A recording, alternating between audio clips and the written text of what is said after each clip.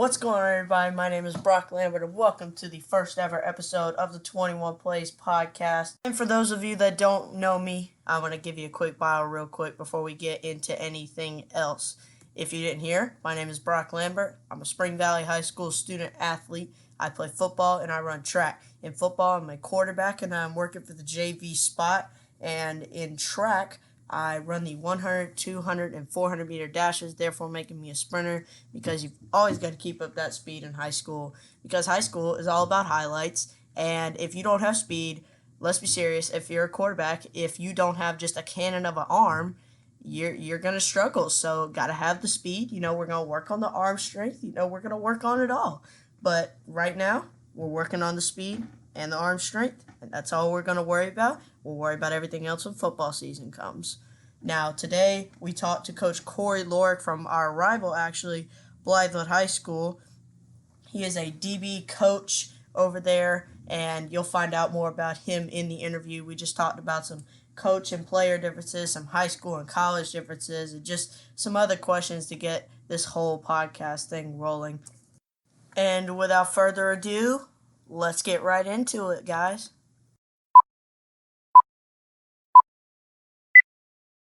All right, what is going on, everybody? This is Brock Lambert, and welcome back to the 21 Plays podcast. I'm here with Coach Cory Lorick. How are you doing, Coach?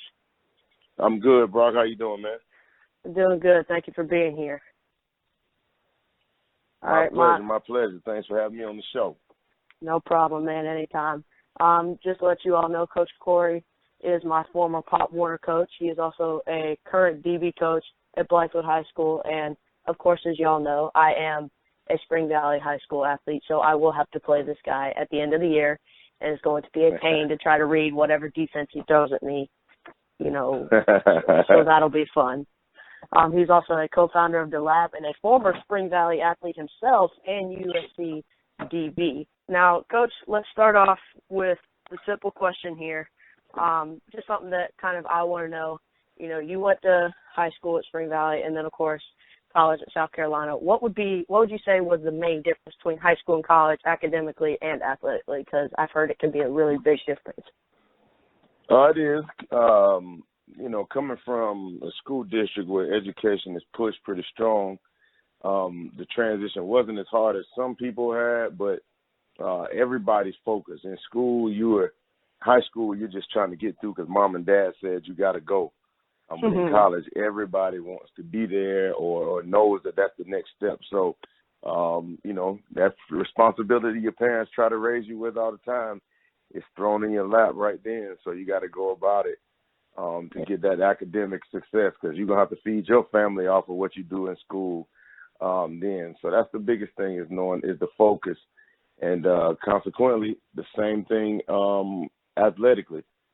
Sometimes you play because maybe a dad or you just liked it or your friends are playing. But when you get to college, everybody's there for a job, and that job can be taken away. Scholarship athletes think that once you sign, it's an automatic 4-year ride, but it's not. It's a year-by-year contract. So you got to show every year that you are the guy, that you should deserve to be one of the guys and coming in.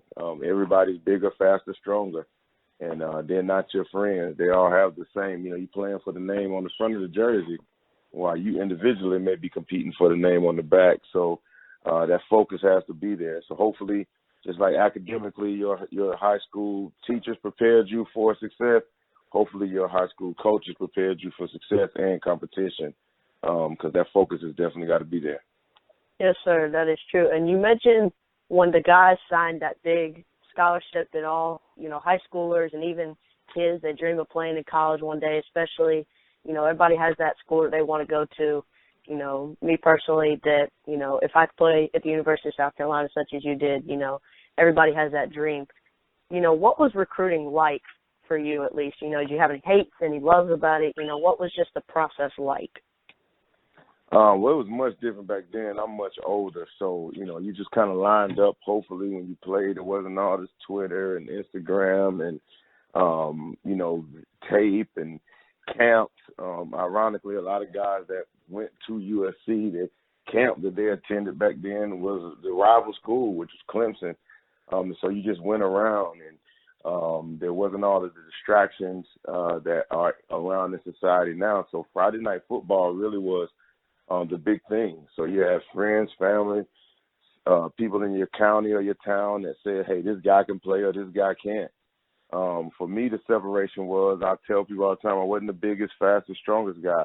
But when you mix your ability to play with being a good student, because I had no option. My parents weren't going to let me be a bad student.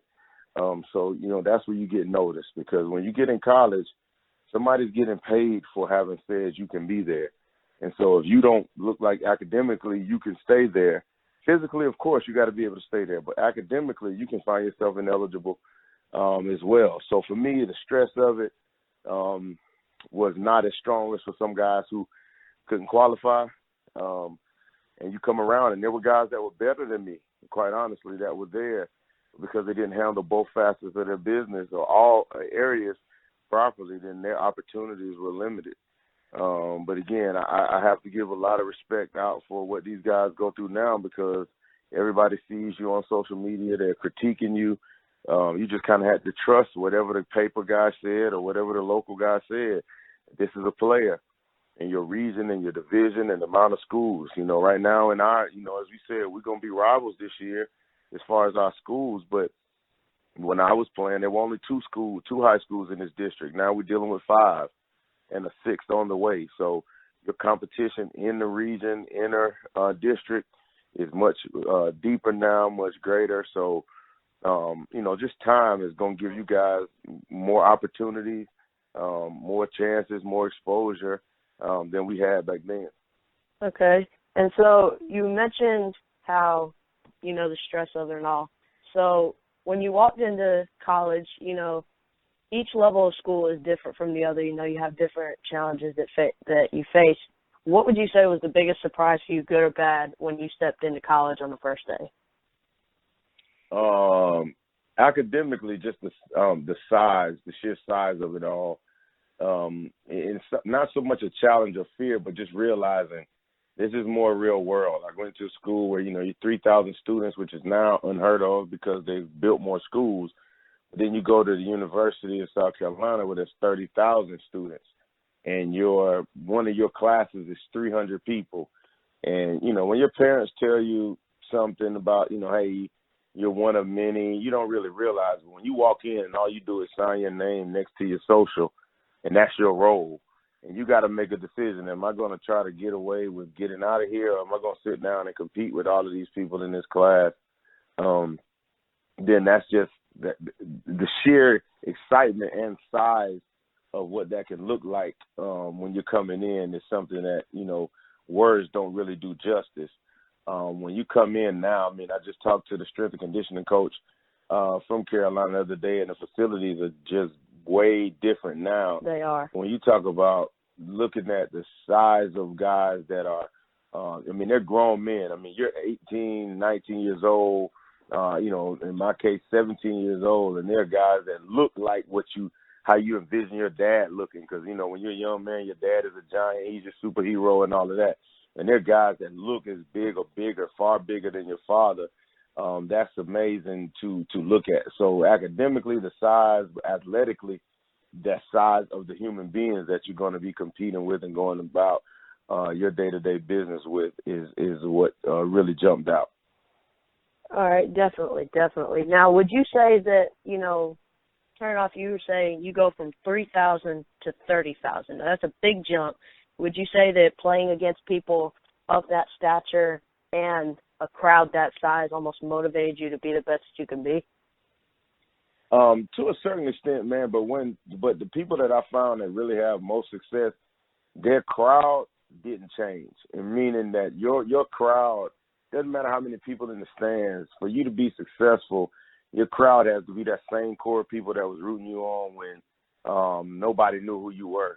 And so that's usually for those that are fortunate to have that parent relationship, those parents, your siblings, knowing you a little bit. Your crowd is going to be your mom, dad, no sisters, man. And, your grandparents, that's going to be your crowd. And so if you ain't doing it for them, then it won't matter if it's 30,000, 50,000, 100,000 people in the stands. It won't make you any better. You're going to have to compete and be the best you can be for the people that were rooting you on and saying they believed in you when nobody was there. So if I can encourage anybody, it's making sure that they keep that motivation pure, meaning that it's for the people that count. And there's a saying, you weren't with me when I was shooting in the gym. But there's a lot of people that weren't with you on those late nights and camps and days and sweating and running and being there from pot one all the way to whatever your end game is. So keep that crowd small, keep your motivation pure, and you'll be the best. You'll be what you're supposed to be whenever that time comes. Yes, sir. I agree. You mentioned all of them. They're at every football game, every track meet, pick me up from practice every single day. So they're definitely a big help. Definitely, man. And I always tell them thank you. If you ever catch a kid being ungrateful, somebody that's in your path, make sure you telling your family thank you, and make sure those that are around you tell them thank you. Because if you're around unthankful people, then they won't thank you either. So keep that thing pure. Yes, sir. Now, switching over from your college days of being an athlete to now you're a coach at Blytheville High School, what do you see now differently from the eyes of a coach, and now you're having to teach kids than you did when you were a player and you were being coached?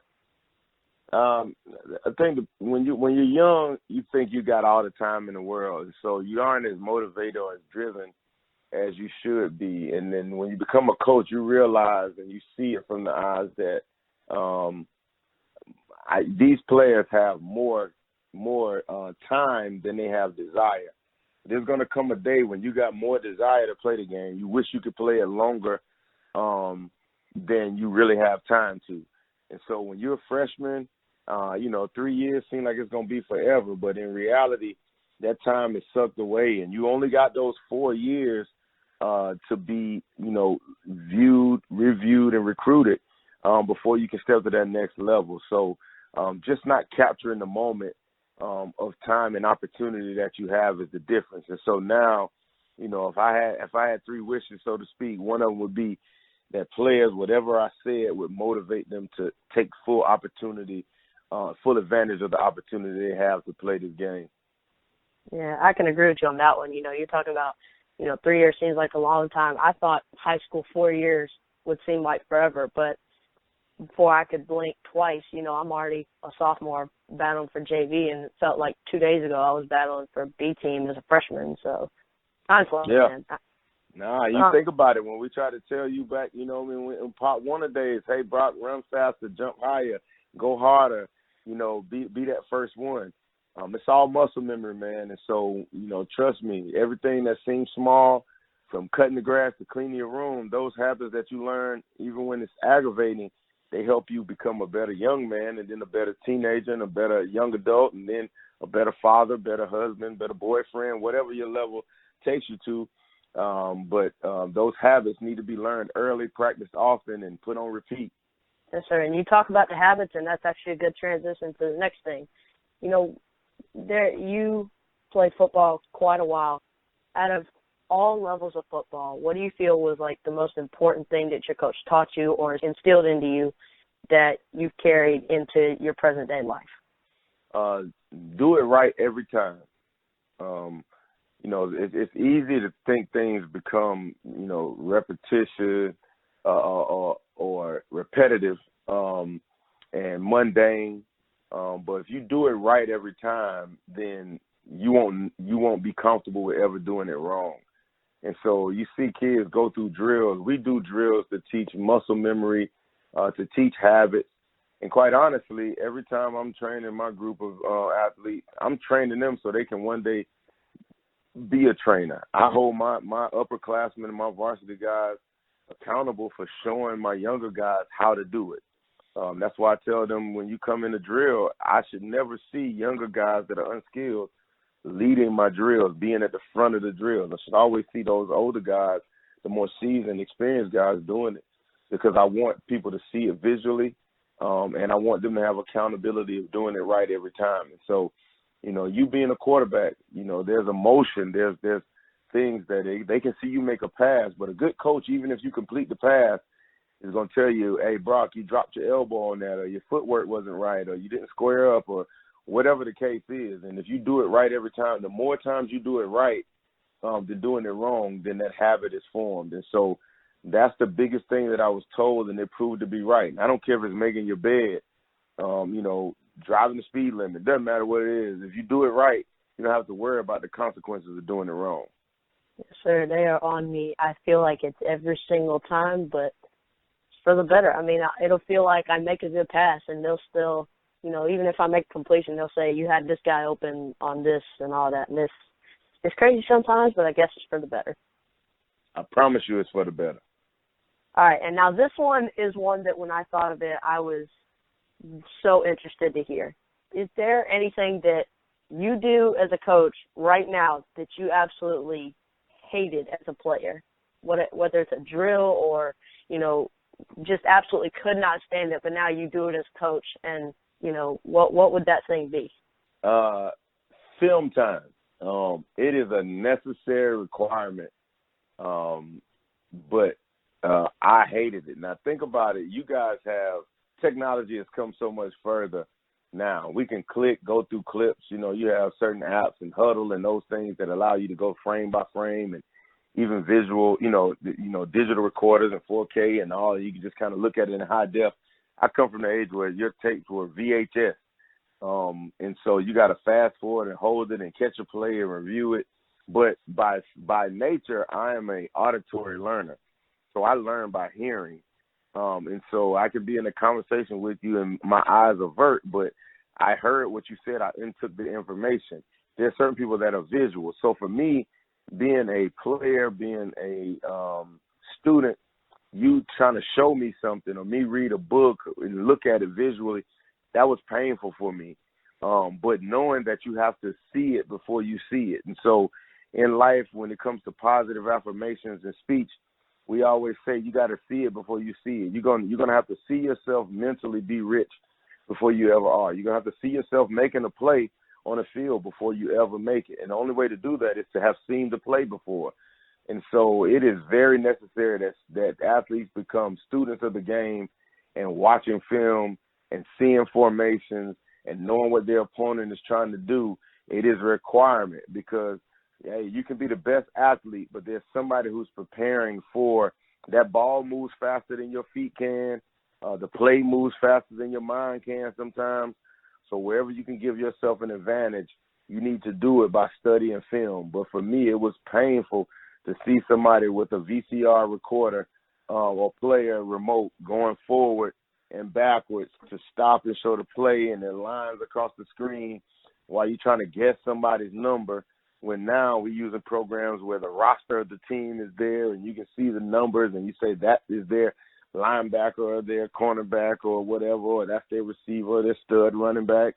All of those things have much more advanced, and you can see players kind of check out and want to check their phone and all while things are going on, but it's going to be a requirement, and it's a lot of time when you come in. Even when you get to the pros, there are guys that I won't name because I don't like some of these pro guys as far as just them not being my favorite team, but the one thing that's always said about them is they are students of film. And so if they click in that video, if they're using that clicker 40 times to your 5, they're going to beat you. Even if you're faster, stronger, bigger than them, they mentally are further along than you are. So fall in love with the film room. Fall in love with whatever media you can that allows you to get an advantage on your opponent. Yes, sir. And I remember watching on Twitter, I saw it, it was talking about Peyton Manning and how he would watch film by like the millisecond, and he just critiqued himself like every single thing that he did wrong. I was like, okay, if that's what it's got to take, then you got a lot of work to do. Yeah, got a lot of work, man. You look at, like you say, Peyton, and since you mentioned him, you mentioned Peyton Manning, you mentioned, people like Brady, Kobe Bryant. Great breakdown film. Kobe has a whole series where that's what he's breaking down and showing you how to break it down, because we all have tells. Your parents, if they look at you right now, they know if you I won't call you a liar, but they know if you're not telling the whole truth, because you have tells, you have habits, you have things that you do. And that's the same thing for players' athletic ability. They have tells that will expose what they're trying to do, where they feel bad. And so the more you're consistent, the more you realize the next play is the best play that you can make. But when players get lost on the last play, they can be emotionally tied. the spirits get down, but it shows up on film. You can see when a guy's tired. You can see when a guy's mentally exhausted. You can see when he's frustrated. Your receivers will be, if they're not worth their salt, if they aren't the kind of receiver that is mad that you didn't hit them when they were open. But if they are frustrated and it shows on tape that they're mad, they're going to overwork and they're going to lose their technique. And so that stuff shows up on film. And so if you can get your tails as well as other people's tails out, you'll be a much better athlete on the other side of the ball. Yes, sir. And to wrap it all up, let's get away from coaches and players and all that. I want to know, what's the best/favorite football moment you've had, player or coach, any level, any point in your life? I just want to know what was your personal favorite moment that has stuck out and stayed with you for however long it may be. Man, I don't care who you ask. If they got one that sticks out, it's gonna be hard to go in.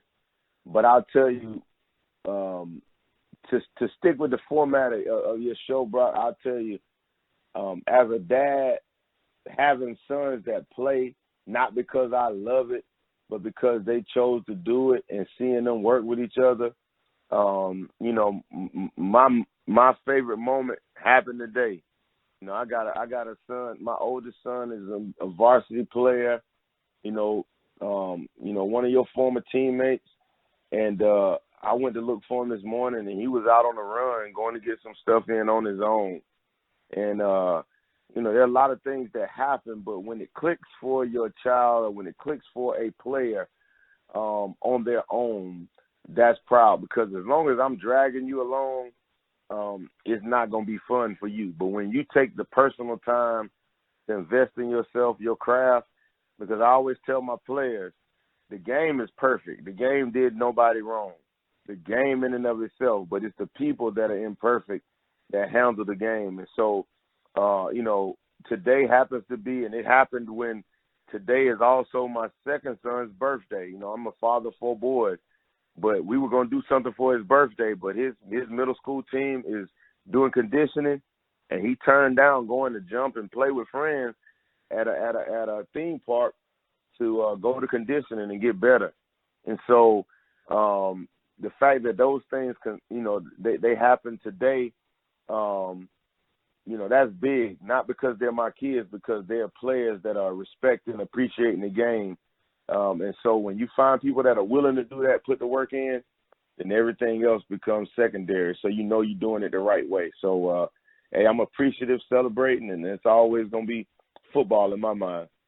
Yes, sir. Well, make sure you tell him I said happy birthday. I'll definitely be looking for Chancellor on the field, whether that's from the stands or if I have the grace to line up against him and try to throw a touchdown. I don't know. We'll see what happens. Hey, man, I appreciate it. I'll tell them. I'll make sure I share the message. We'll be looking for you. And even though we're on other sides of the team, just know, hey, forever in life, I'm always rooting for Brock, baby. So you handle it. Play for whatever team is on the front. But I know you were made by the name that's on the back. So much love to the Lambert family. Yes, sir. Yes, sir. I will do the same for y'all. Good luck for y'all season over there at Blythewood. Thank you for being on, Coach. Yes, sir. Yes, sir. Always a Viking, baby. I'm coaching for Blythewood, but I'm always a Viking. So you have a good one, man. Yes, you sir. Too, bro.